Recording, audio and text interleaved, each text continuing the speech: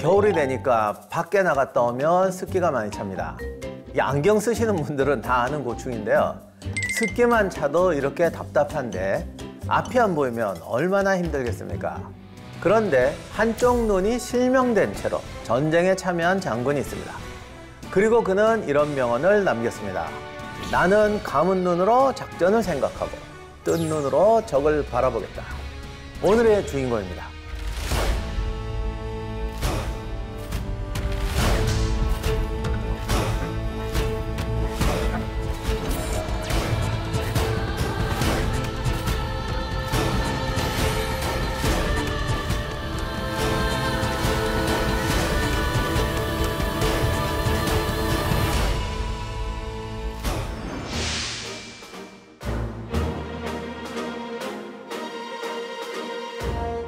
오늘의 영웅은 한니발 바르카입니다. 한니발은 고대 카르타고의 장군이죠.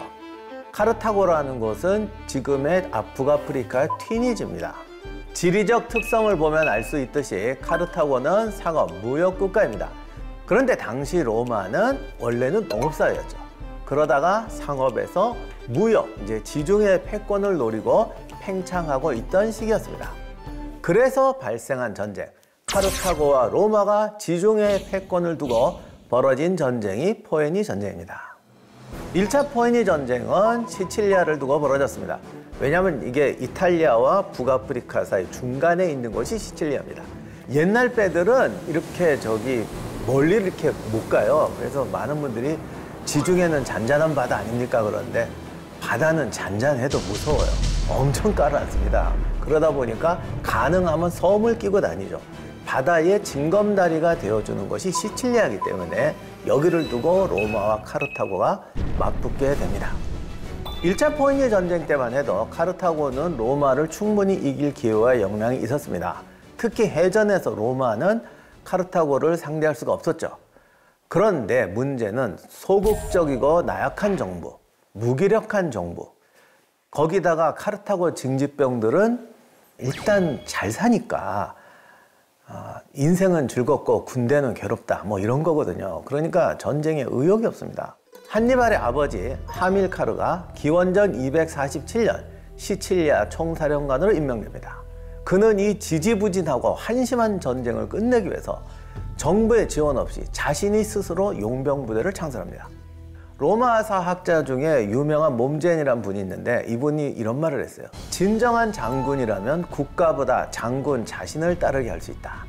이게 요즘으로 보면 참 위험한 말인데 군대가 형편없잖아요. 그래서 용병들을 모았는데 얘들을 애국심에 불타는 징집병보다 더 잘 싸우게 만드는 거죠. 물론 방법은 잔인했어요. 월급을 줘야 되니까 약탈과 해적질로 군자금을 모읍니다. 그리고 용병들을 쓰레기 군대가 아니라 진짜 프로 군대로 변화시킵니다. 이렇게 해서 하밀카르는 시칠리아를 지켜냅니다. 그런데 해전에 강하다고 했던 카르타고군이 엉뚱하게도 바다에서 로마군에게 패하면서 로마와 강화조약을 맺게 됩니다. 사실 1차 이 포에니 전쟁 때는 카르타고가 그렇게 심하게 깨진 것도 아닌데 빨리 싸우기 싫은 거야. 카르타고의 철칙, 돈으로 해결한다. 돈으로 해결되지 않는 문제는 없다. 그래서 로마한테 시칠리아를 양도하고 전쟁 배상금을 지급합니다. 하밀카르는 마침 일어났던 리비아 지역의 반란 진압을 위해 또 파견이 되면서 종신적인 아프리카 사령관이 됩니다. 카르타고 정부와 형편없는 카르타고군에게 실망한 하밀카르는 자기 군대를 이끌고 에스파니아에 상륙합니다. 이곳에서 자기가 데려간 용병, 현지인, 그리고 갈리아인, 당시는 켈트인이라고 불렀어요. 켈트인을 고용해서 자신의 영지와 군대를 육성하기 시작했습니다. 당시 카르타고군은 장교든 사병이든 간에 징집병은 아마추어 군대입니다. 용병은 프로죠. 다만 저질 프로예요. 하밀카르는 저질 용병 부대를 진짜 프로로 변화시킵니다. 이렇게 돼서 새로운 군대를 만드는데 하밀카르가 키워낸 최고의 프로 전사는 바로 자신의 맏아들이었던 한니발이었습니다. 로마사를 썼던 리비우스는 이렇게 말합니다. 한니발이 통솔하면 병사들은 전투 태세와 대담함에서 최고의 상태를 발휘했다. 그는 위험한 상황에서도 위축되지 않고 더 탁월한 전술을 발휘해서 돌파했다. 육체적으로나 정신적으로 지칠 줄을 몰랐다. 그는 늘 앞장서서 공격하고 가장 나중에 전쟁을 떠났다. 영화 위워 솔저스의 주인공이었던 할무 중령이 전투에 들어갈 때 병사들에게 이런 연설을 하죠. 내가 너희들을 모두를 살려서 돌아온다는 약속은 못하겠다. 그러나 이것만은 약속한다. 제일 먼저 들어가는 사람은 나일 것이고 맨 나중에 떠나는 사람도 나일 것이다. 그 연설의 힌트가 여기서 나오는 겁니다. 한니발은 늘 앞장서서 공격하고 가장 나중에 전장을 떠났다.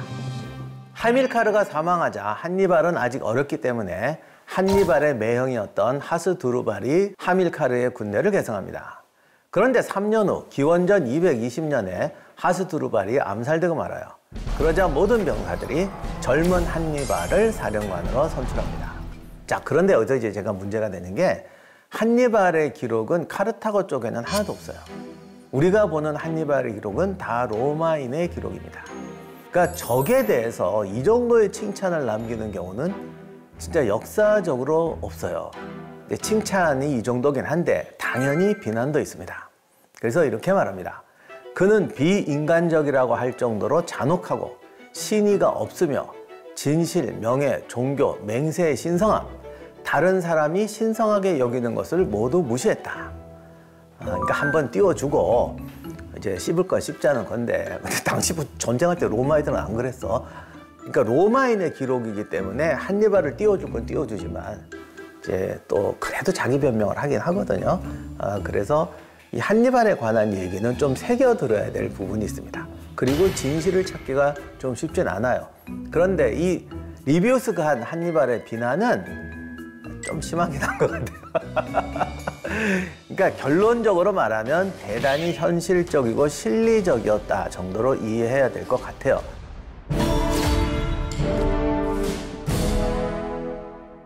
서양에서 전쟁사를 공부하는 사람은 항상 알렉산더에서 시작해서 한니발을 거쳐서 나폴레옹까지 옵니다. 많은 분들이 저한테 제일 많이 했던 질문이 알렉산더는 알겠다 이거예요. 카이사르도 알겠다 이거예요. 나폴레옹도 알겠다 이거예요. 근데 한니발 이 아저씨는 왜 유명하냐는 거예요. 그러니까 뭔가 이 느낌이 안 와요. 나폴레옹 전설, 뭐 카이사르가 갈리아에서 하고 알렉산더야 뭐 휘황찬란하고, 근데 한니발은 뭐 알프스를 넘었대. 그리고 마지막에 또 깨졌대. 이래 놓으니까 한니발은 도대체 왜 유명한 겁니까? 이러는데 사람들이 이게 딱 느낌이 안 와서 그런데 이 양반이 진짜 전술과 작전의 천재예요. 우익이 이기는 데는 1시간이 걸려. 좌익이 패배하는 데는 45분이야. 그럼 15분 동안 여기를 막아야 되잖아요. 이런 식으로 하는 게 진짜 훌륭한 장군이에요. 근데 사실 이걸 딱 봐가지고 여기서 45분, 여기서 1시간, 이걸 어떻게 합니까? 제가 지금 벌써 말하는 걸 봐도 그런 사람 어디 있습니까? 라고 하실 것 같은데, 뭐 솔직히 45분, 15분 단위까지는 모르겠는데 실제 유능한 지휘관들은 그렇게 합니다. 그리고 이런 판단력이 모든 작전의 기반이 되는 거죠. 한니발은 이런 부분에서 정말 탁월했어요. 그리고 이런 걸 너무 잘하니까 아무리 불리한 상황에서도 아군 병사들이 사령관의 능력을 믿고 수행합니다. 그래서 전투 중에 말이 안 되는 행동을 지시받았을 때도 병사들이 수행을 하는 겁니다. 반대로 상대방 군대는 이런 짓을 할 거라고는 생각도 못하죠. 그 다음에 진짜로 마지막으로 중요한 능력이 있어요.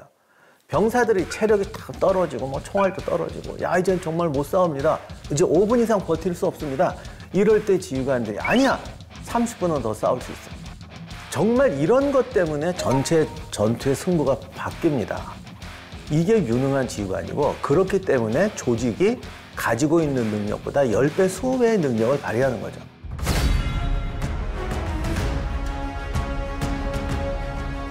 이처럼 뛰어난 능력을 지녔던 한니발이었고, 아버지의 영향으로 로마에 대해서 엄청나게 큰 적개심을 가지고 있었다고 합니다. 근데 이게 또 로마애들은 어릴 때부터 세뇌 교육을 시켰다라고 얘기하는데, 한니발이 뭐 바보예요. 걔도 그거 안 통해요. 한니발도 아는 거지. 어차피 지중해 패권을 잡는 자가 유럽을 다스리는 거예요. 그렇기 때문에 로마와 카르타고 둘 중에 하나는 이제 없어져야 한다는 걸 본인도 아는 겁니다. 한니발은 27살에 사령관이 된 후에 로마를 공격할 기회를 엿보고 있었습니다. 그리고 스페인의 항구 도시였던 사군툼 공격을 시작으로 2차 포이니 전쟁을 시작합니다. 그래서 이 2차 포이니 전쟁을 보통 한니발 전쟁이라고 합니다. 사군툼을 공격한 이유는 무엇이었을까요? 사군툼은 로마와 동맹을 맺고 있는 도시입니다. 더군다나 부유하기 때문에 이곳을 점령하면 병사들의 사기를 올리고 엄청난 전리품을 얻을 수 있습니다. 지금 로마는 갈리아인을 막기 바빠서 사군툼을 지킬 여력이 없습니다. 사군툼을 공격하여 로마의 위신을 떨어뜨리면 동맹시들도 이탈할 거로 생각했습니다.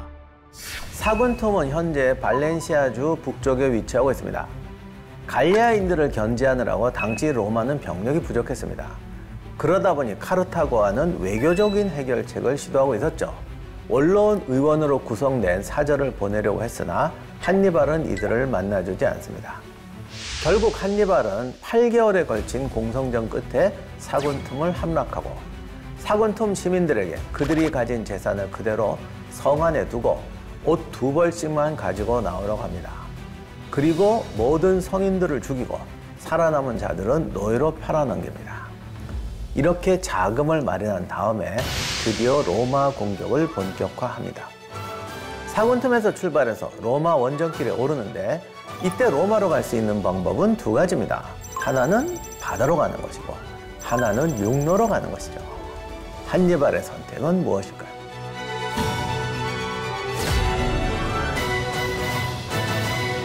카르타고는 해상 강국이었습니다. 그런데 왜 한니발은 바다를 버리고 육로로 진격했을까요?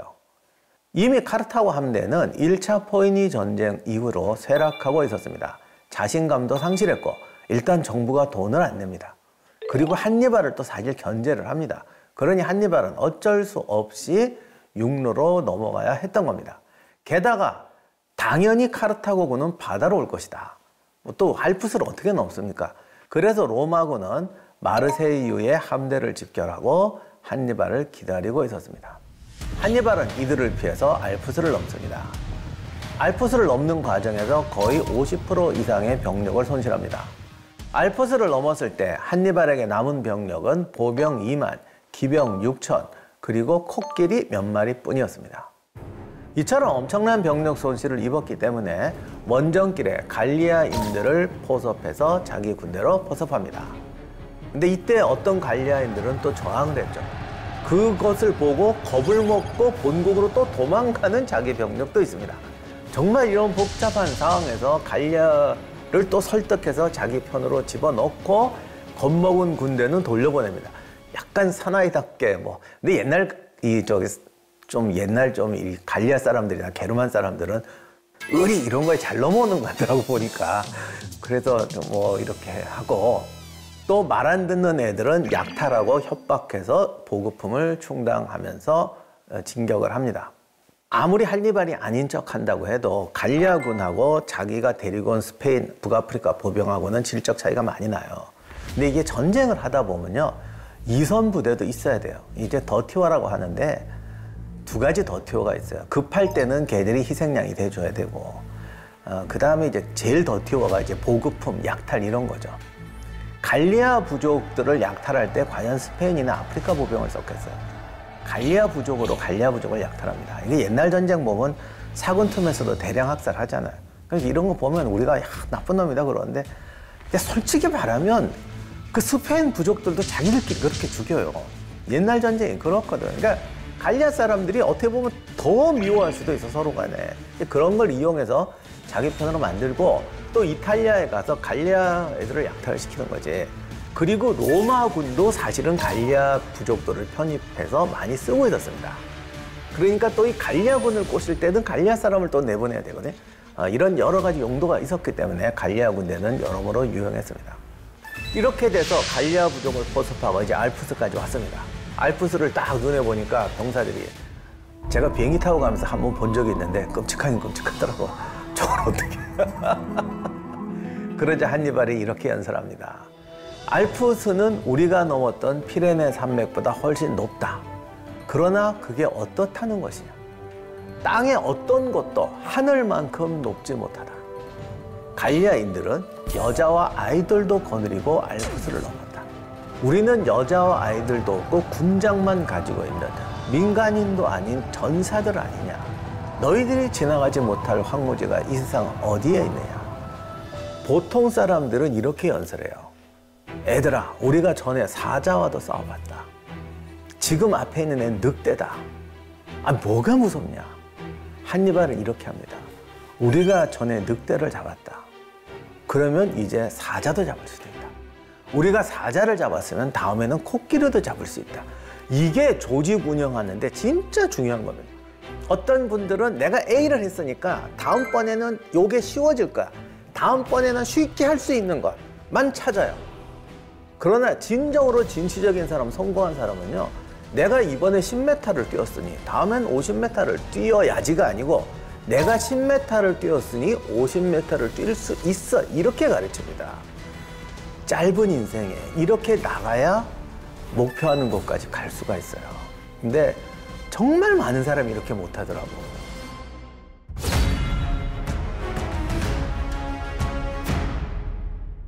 한니발은 뉴 카르타고를 떠난 지 5개월 만에 이탈리아 국경에 도착합니다. 여기 섬 요 앞쪽에 있는 데가 사군톱이고 그 아래쪽에 뉴 카르타고입니다. 그래서 요렇게 지나서 피레네 산맥을 넘어서 알프스를 넘어서 내려오게 되죠. 이 뉴 카르타고에서 처음 출발할 때 한니발의 병력에 대해서는 이설이 많습니다. 리비우스는 보병 8만, 기병 1만 명을 거느리고 출발했다고 했고 폴리비우스는 3만 8천 명의 보병과 8천의 기병을 데리고 출발했다고 했습니다. 중요한 거는 도착한 병력은 3분의 1을 잃었거나 절반을 잃고 이탈리아에 도착했다는 거죠. 한니발이 넘어오고 있다는 것은 로마 사람도 이미 다 알고 있어요. 그런데 그렇다고 알프스를 건너가서 싸울 수도 없잖아. 그러니까 알프스 밑에서 기다리고 있다가 지쳤을 때 치자. 그래서 로마군이 이 알프스 접경 지역에 군대를 배치하고 기다리고 있었습니다. 로마군과 한니발의 첫 번째 저지선에서 접전이 벌어지게 됩니다. 그 첫 번째 전투가 바로 여기 트레비아강 전투였어요. 한니발이 이렇게 연설을 합니다. 죽음에 대한 경멸이야말로 신들께서 인간에게 부여한 승리를 위한 최고의 자극이다. 이걸 이순신 장군의 말로, 아니 사실 오자병법에 있는 말인데 죽자고 하면 살 것이고 살자고 하면 죽을 것이다. 같은 말도 이게 뉘앙스가 다르죠. 그래서 여러분 연설할 때 제발 그냥 베끼지 말고 본의를 보세요, 본의를. 트레비아 강에서는 로마의 두 집정관 데스키피오와 셈프로니우스가 한니발을 기다리고 있었습니다. 여기 포강이라는 데가 있는데 포강하고 트레비아 강 사이에는 이미 갈리아 부족들이 와서 여기 많이 살고 있었어요. 한니발은 여기서 로마군 주력을 격파해야 갈리아인들이 로마를 배신하고 카르타고에 붙을 수 있다고 판단을 했습니다. 또 한니발을 따라온 갈리아인들에게도 자신감을 넣어줘야 할 필요가 있었죠. 그래서 로마군과 대적하기 전에 주변에 있는 갈리아 부족들을 좀 약탈을 했습니다. 그런데 이렇게 약탈 부대가 돌아다니다가 우연히 로마군하고 만났는데 한니발 군대가 패배해버립니다. 이러니까 로마군 집정관이었던 셈프로니우스는 이제 보니 한니발 별거 아니잖아. 그래서 이제 기가 막 살고 또 이렇게 생각을 합니다. 지금 이겼을 때 병사들이 야 쟤들 별거 아니네, 우리가 이길 수 있겠네, 이때 공격해야 된다라고 해서 한니발과의 결전을 서두르게 됩니다. 자, 트레비아강 전투로 가보겠습니다.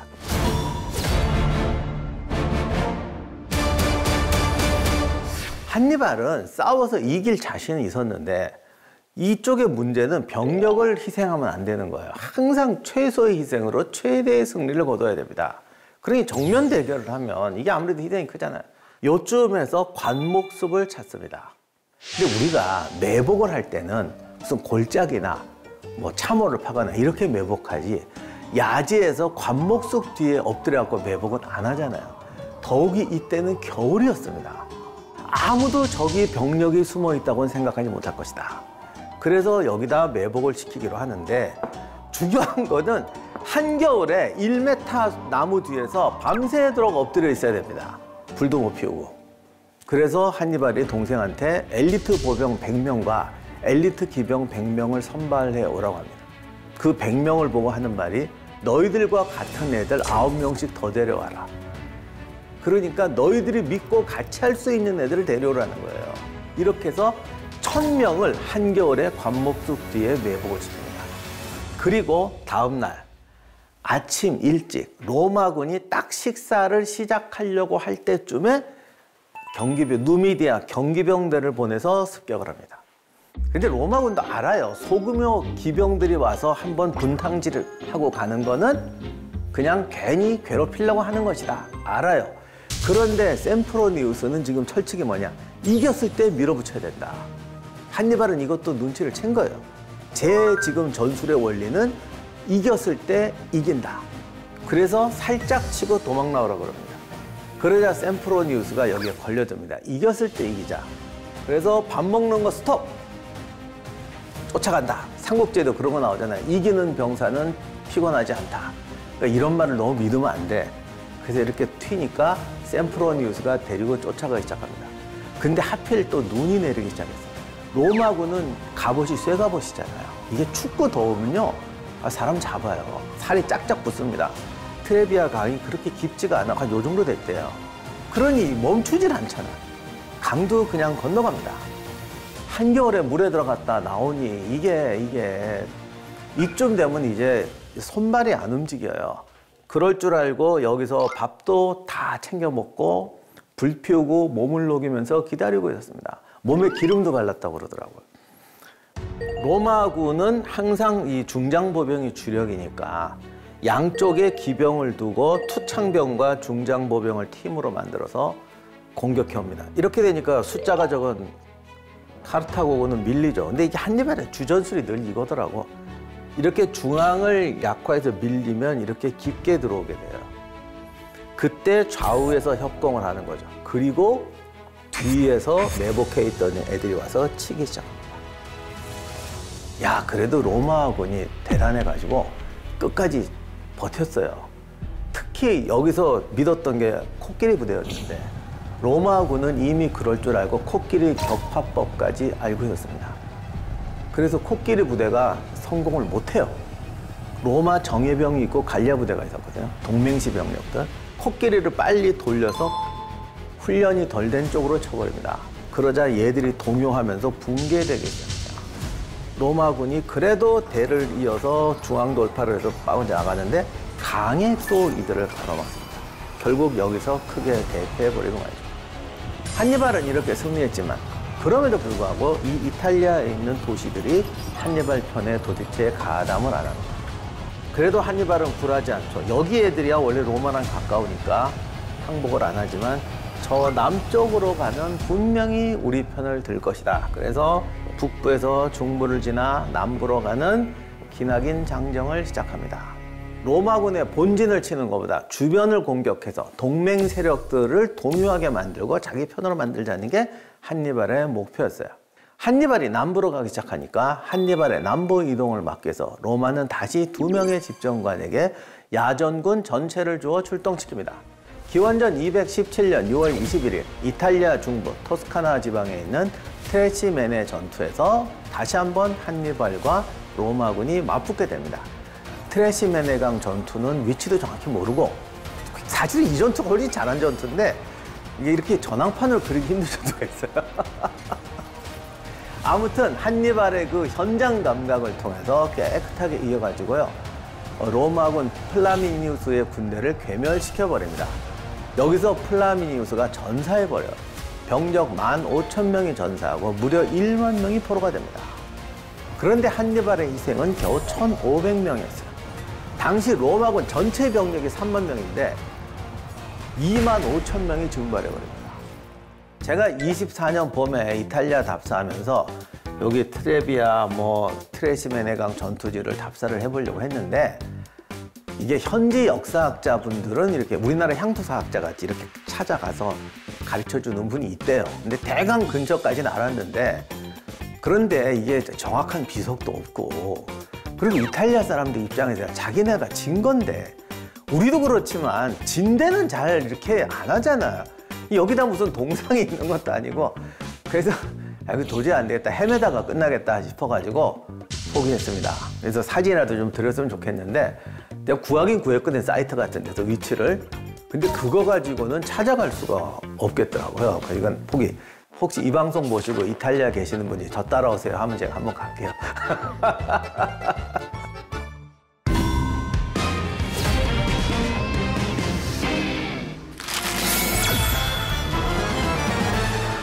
로마 공화정에서는 최고 권력자가 집정관입니다. 그런데 집정관을 한 명이 아니라 2명을 임명합니다. 독재를 방지하기 위해서. 자, 그런데 한니발이 침공을 했어요. 이 전시 체제잖아요. 그러니 이때는 지휘권이 통일돼야 되죠. 그래서 이때는 독재관이라고 해서 한 명을 임명합니다.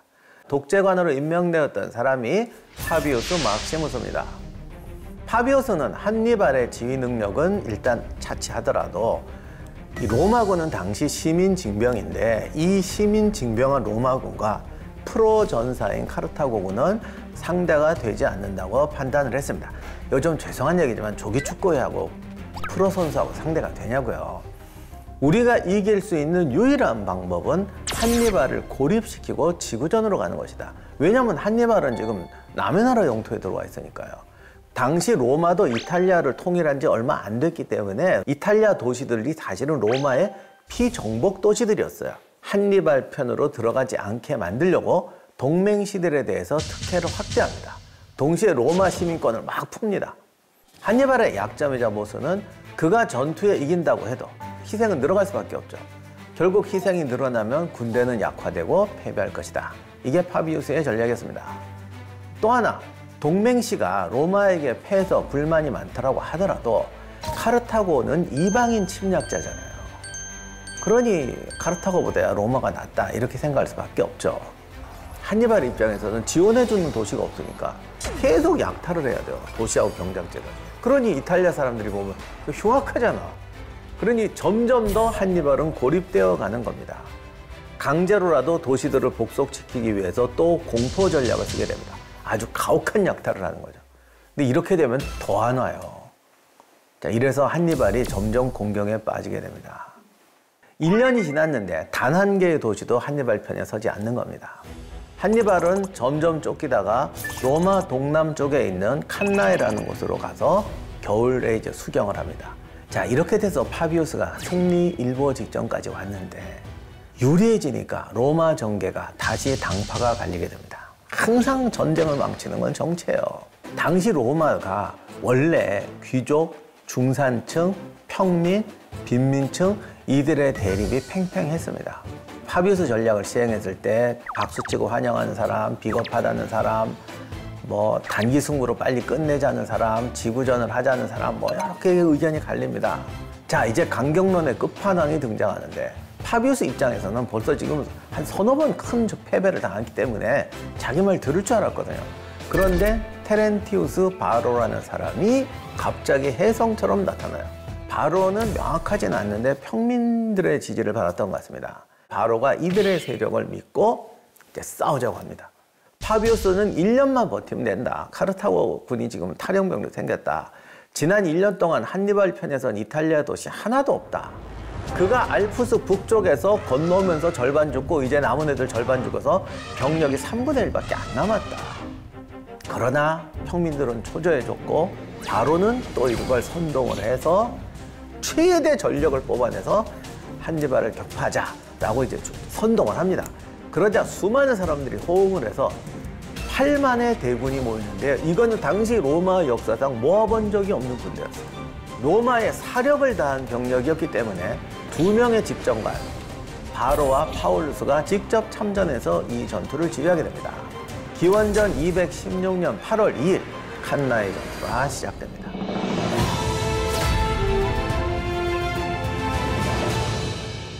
이 전투는 정말 세계에서 워터루 전투와 함께 가장 많이 연구되는 전투 중에 하나입니다. 그래서 로마군은 중앙에다가 보병들을 밀집시킵니다. 엄청나게 밀집시킵니다. 그러니까 양익에 기병을 둡니다. 카르타고가 중장 기병이 강했는데 로마군이 중장 기병이 없어요. 그래서 기병이 약하니까 강가에다가 밀집을 시켜서 우회 공격을 못하게 강을 오른쪽에 끼고 여기다가는 기병을 약간 배치하고 이쪽으로는 우회가 가능하니까 여기는 기병을 다수를 배치했습니다. 카르타고군은 반대였죠.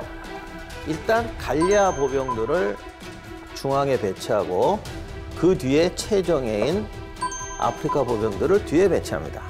자, 그리고 요 좁은 구역에 있는 로마군 우익 기병을 격파하기 위해서 중장 기병대를 여기다 두고 병력은 약하지만 기동력은 좋았던 누미디아 경기병대를 이쪽에 배치했습니다.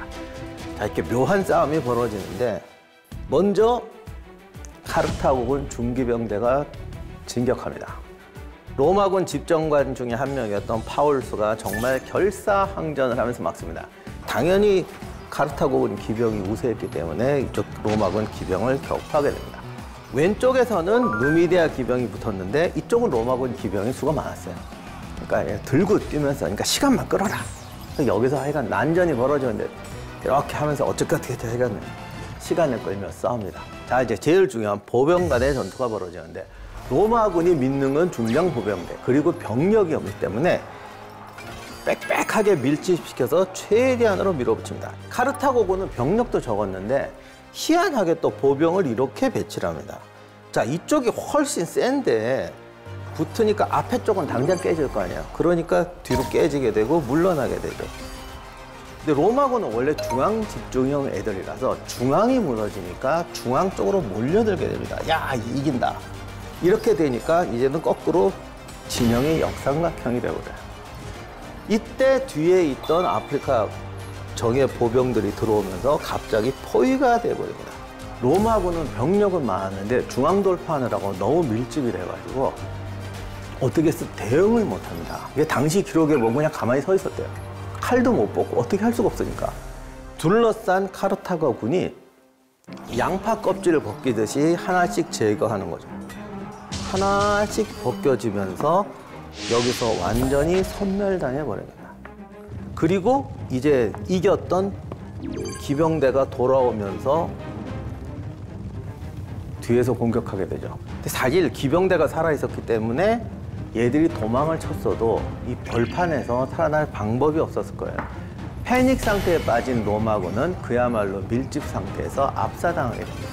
로마군 6만 명 대부분이 전사하면서 그야말로 완벽한 섬멸전이 되어버립니다. 이 전투는 포위 섬멸전의 교과서적 예라고 할 수 있어서 모든 사관학교에서 기본적으로 가르치는 전투입니다.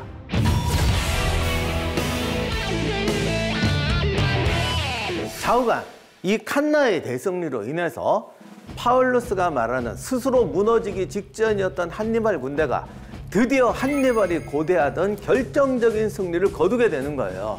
이렇게 되니까 갑자기 주변에 눈치만 보던 도시들이 갑자기 한니발 편으로 이제 막 들어오기 시작합니다.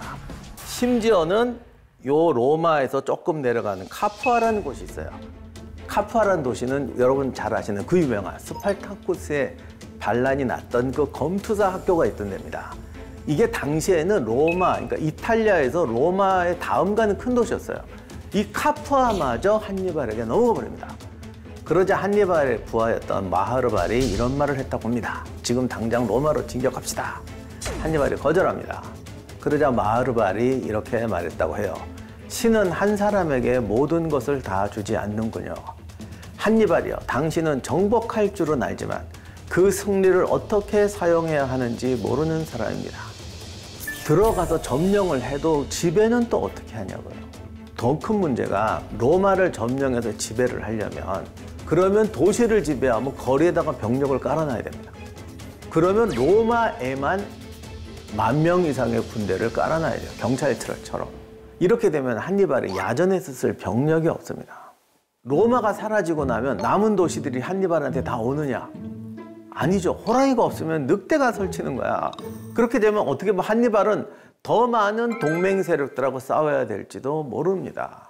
한니발도 자기 거점 도시가 하나 있어야 되는데 그렇게 거점 도시를 만들고 주변 지역에다 행정력을 깔려면 지금보다 병력이 3배는 있어야 돼요. 그럼 그 병력은 어디서 오느냐? 카르타고에서 와야 돼요. 그 수밖에 없어요. 그런데 당시 카르타고 정부는 절대로 이걸 안 해줘요. 죽어라고 구경만 합니다. 왜? 정부 입장에서는 한니발 도와줘봤자 저거 지왕국 세워지면 우리한테 무슨 도움이 되겠어. 근데 이게 점점 나중에 세월이 가서 이제 한니발이 점점 이게 탄탄해지니까 나중에 병력을 보내긴 하는데 이 병력이 오다가 그만 침몰해 버립니다.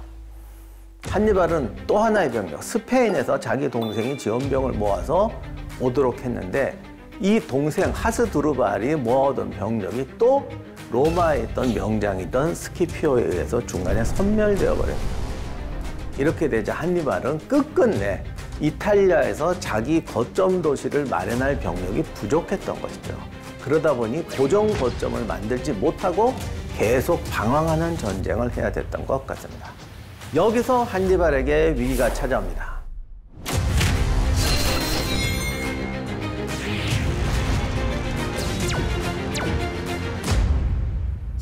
스키피오 아프리카누스는 기원전 235년에 태어나서 183년에 사망한 사람입니다.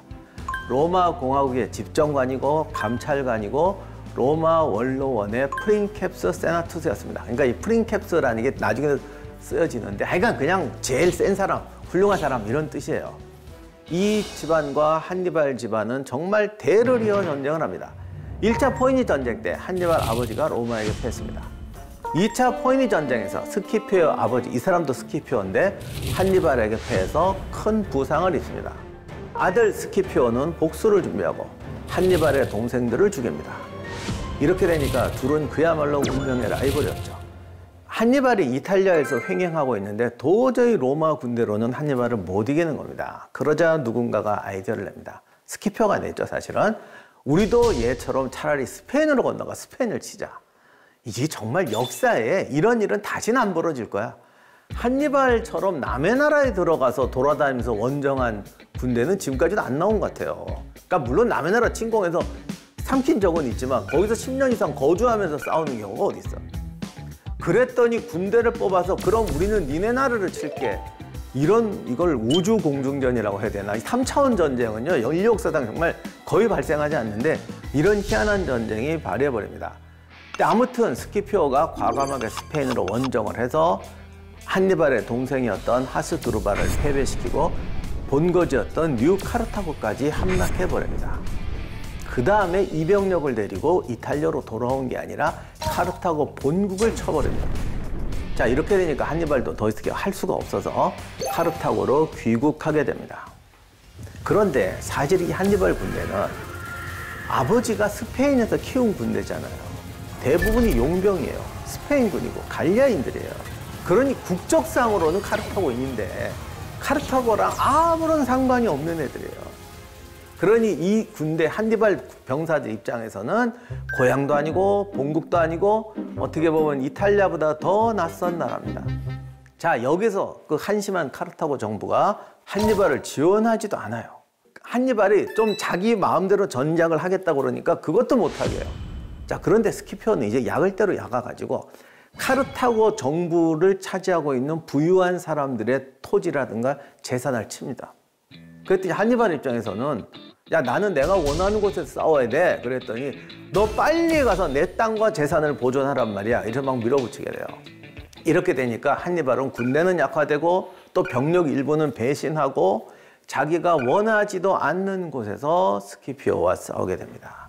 특히 한니발을 지원하던 아프리카 기병 부대가 배신해서 떨어져 나간 것이 한니발에게는 정말 치명적이었습니다. 자, 이렇게 돼서 운명의 전투, 자마 전투가 벌어집니다. 알제리에 있던 자마 평원에서 스키피오와 한니발의 일전이 벌어집니다. 이 전투는 그야말로 사생결단의 전투였습니다. 왜냐하면 완전 평지였기 때문에 패배하는 쪽은 그냥 죽는 거였어요. 다음이 없는 전투입니다. 아무튼 한니발 입장에서는 카르타고 정부도 적이었고 병력도 줄고 지치고 노쇠하고 이게 지금 나이가 몇이냐고. 처음 출발했을 때 이게 다 군대 정년이 지났어요, 정예병들이. 거기다가 기병 절반이 배신한 상황이었습니다. 정말 역사적인 에피소드가 있는데 전투 전날에 두 사람이 단독으로 만났었대요. 근데 이거는 솔직히 아닐 거라고 믿는 분도 많아요. 근데 뭐 타임머신이 발명되기 전에는 진위를 이제 알 수가 없는데, 그래서 한니발이 야, 여기는 내일 이제 지면 다 끝나는 거니까 괜히 위험한 도박을 피하고 여기서 그만두자고 합니다. 그냥 이 재산 가지고 그냥 가라. 그랬더니 스키피오는 거절하죠. 날릴 사람은 내가 아니라 당신이요. 근데 스키피오도 자신감이 넘치긴 했죠. 기병도 이제는 로마군이 더 많았고 보병은 카르타고니 좀 많았다고 하지만 이게 어중이 떠중이고 노쇠한 군대였습니다. 자, 아무튼 이렇게 돼서 다음 날 대전이 벌어집니다. 카르타고군은 1열에 80마리의 전투 코끼리, 2열에는 비교적 전력이 약한 용병 혼성부대, 3열에는 카르타고에서 징집한 시민병들, 그리고 200보 떨어진 곳에 한니발과 이탈리아에서 함께했던 최정예 부대를 배치합니다. 자, 이런 상황에서 로마 스키피오는 로마군 진영을 조금 더 넓게 씁니다. 경무장 보병도 소대를 편성해서 이제 팀워크를 맞춥니다. 로마군이 조직력이 좋았고 상대가 어중이 떠중이가 많으니까 오히려 공간을 많이 주는 겁니다. 칸나에서 바로가 로마군 보병을 밀집시켰던 건 사실은 얘들이 훈련도 안 되고 이런 애들이니까 뭉쳐서 스크럼으로 밀자는 거였거든요.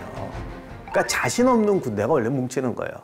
사자랑 물소랑 싸우면 물소는 뭉치고 사자는 흩어지잖아. 이게 원래 전쟁의 기본입니다. 그래서 우리가 팀워크가 좋으니까 오히려 공간을 줘야 된다. 자유롭게 움직일 수 있는 공간을 줘야 된다고 해서 오히려 넓힙니다. 그리고 양쪽 날개에는 누미디아 기병과 로마 기병을 배치합니다. 자, 1년에 코끼리가 돌진해 오는데 이게 진짜 큰 실수였던 게 이미 한니발이 이탈리아 들어갈 때부터 로마군은 코끼리의 약점을 알고 있었어요. 코끼리 약점이 뭐냐면 항문입니다. 이 코끼리가 너무 등치가 크다 보니까 이렇게 노출되는 부위도 되게 커요. 코끼리가 또 주체성이 강해요. 머리가 좋잖아요. 얘가 또 이제 기분 나쁘고 말을 잘 안 들어요. 그래서 이게 틀렸다 싶으면 일단 막 열내면서 자기 편부터 패버립니다. 이렇게 돼서 코끼리 부대가 붕괴되고 기병에게까지 피해를 줍니다. 코끼리 부대가 붕괴하니까 기병의 싸움이 되는데 카르타고 기병을 로마 기병이 유인해서 넓게 퍼져버립니다. 자, 이 사이에 로마 보병은 전진해서 1열, 2열, 3열에 있던 허약한 카르타고 군을 무너뜨려 버립니다. 1, 2, 3열이 무너지니까 최후의 정예 보병대를 투입합니다. 여기서 진짜 격전이 벌어집니다. 로마군이 거의 깨질 뻔도 했어요. 이때 스키피오가 마지막 방법을 씁니다. 로마군도 1열은 약한 애, 맨 뒷열이 제일 베테랑들이었는데 앞에 있던 제일 초보 하스타티를 좌우로 상계시키고 2열, 3열에 프린키페스와 트리아리를 합쳐서 전면에 내세웁니다. 그러니까 쉽게 말하면 예비대 없이 그냥 다 붙자라고 투입한 거예요. 정말 사생결단의 전투가 벌어집니다. 요 마지막 전투에서 카르타고군이 이길 뻔했어요.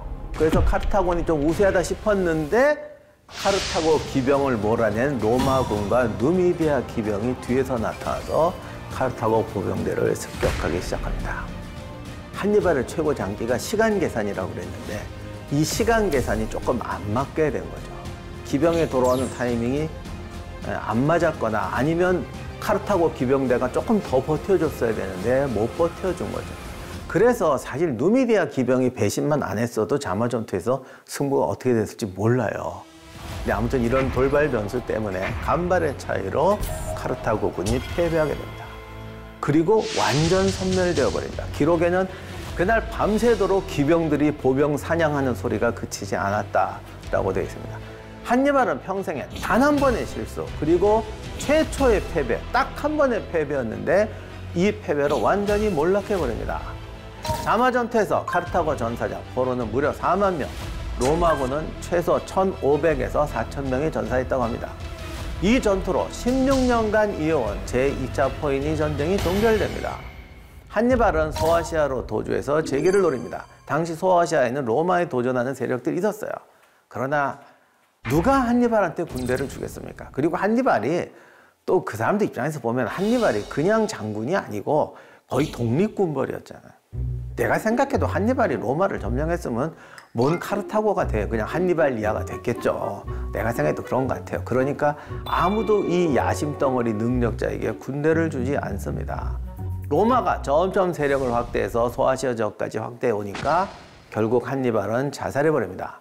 기원전 183년 또는 184년이었다고 합니다.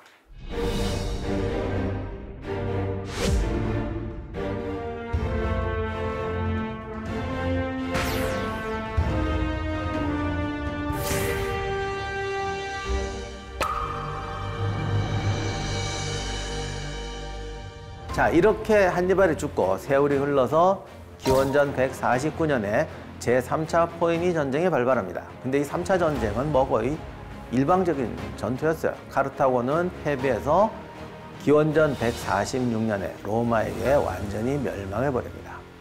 로마에게 지긴 했지만 한니발 자신은 스스로를 어떻게 평가했을까요? 가장 위대한 장군으로 첫 번째는 알렉산더다. 그리고 두 번째는 피로스고다.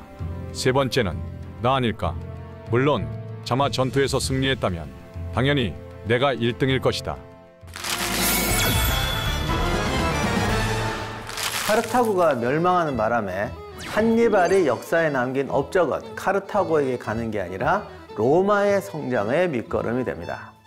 장군 한니발의 이야기는 정말 많은 것을 생각하게 합니다.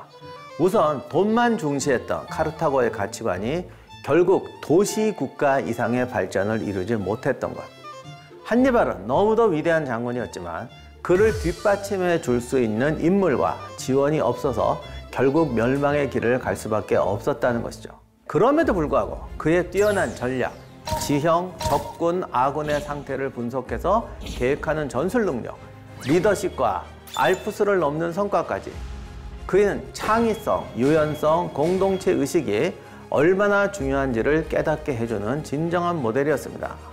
더욱이 한니발은 사실 로마가 제국이 되는데 결정적인 공헌을 합니다. 일단 로마 군대가 바뀝니다. 그래서 로마군이 이때부터 직업군대로 변화를 시도합니다. 그 다음 더 중요한 게 있어요. 로마도 사실 굉장히 메타적이었어요. 우리가 얻은 특권을 남한테 왜 줘?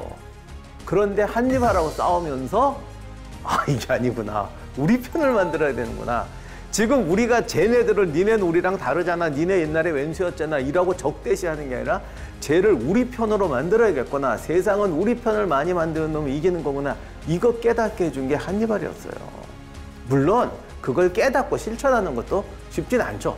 그런 점에서 로마가 훌륭하긴 하지만 아무튼 로마가 제국으로 발전할 수 있는 군대, 마인드, 체제를 가르쳐준 사람이 한니발이었습니다. 한니발로서는 좀 열받겠습니다만 당신이 일으킨 작은 불꽃이 더 기분 나쁠래나? 아무튼 살아남아서 로마 제국이 됐습니다. 오늘 만나본 한니발의 이야기는 어떠셨나요? 다음 주에도 새로운 영웅과 함께 돌아오겠습니다. 지구영전 시작하고 나서 많은 분들이 댓글 달아주셨습니다. 돌아오셔서 반갑습니다. 저도 너무 감사합니다만 그런데 이제 댓글 보니까 역시 재미난 댓글이 많아서 몇 개 좀 읽어보도록 하겠습니다. 이 프로그램 제작 이유를 알아버렸다. 진짜 구독자 100만을 원하는구나. 이건 좀 충격이었는데 아직 100만이 안 됐어요? 난 100만 너무 잘하는데. KFN 감사해보겠어. 좋아요 눌러주겠습니다. 이런 말이 더 좋습니다.